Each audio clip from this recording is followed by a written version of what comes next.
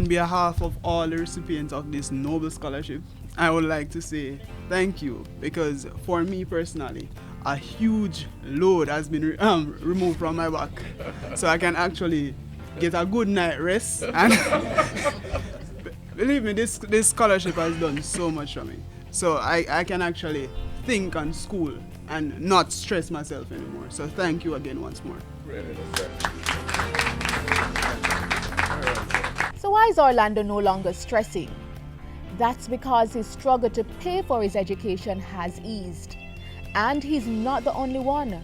Orlando and 50 other aspiring and current teachers are the first beneficiaries of the Ministry of Education's Mathematics and Science Teacher Scholarships.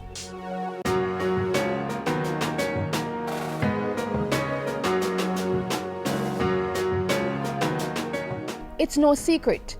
The country continues to grapple with significantly improving students' performance in the mathematics and science subjects. And the data has shown that students are not the only ones struggling with these subjects. Jamaica has a math phobia and it has a math deficit. The Ministry of Education has for a long time understood the statistics that a very significant proportion of those who were assigned to teach mathematics at various levels in our schools have not had the formal qualifications. Many have had no training in the subject. We believe that most of them are doing their very best, but you can't give what you don't have. It is for this reason that the ministry has begun a program to offer scholarship opportunities to teachers pursuing careers in math and science education. Participating institutions are the Shortwood and Church Teachers Colleges, Jamaica University, and the University of the West Indies. The first recipients were awarded in October 2015. Some of them are brand new students. They're just entering the teacher training institutions. A small, maybe about 10% of the awardees are actually currently enrolled in programs. Approximately 120 applications were received, and a stringent selection process was executed. We shortlisted on the basis of the students' passes in CSEC first. They had to have a 1 or 2 in CSEC math. If they were pursuing a program in math education, 1 or 2 in the science subject that they would have been opting to choose. And if they were choosing math and science, they would have had to have 1 and 2 in those subjects, math and the science subjects. And we looked as well at need. And after some rigorous interview sessions, the 51 elated aspiring and current teachers were selected. The total scholarship value is $14 million.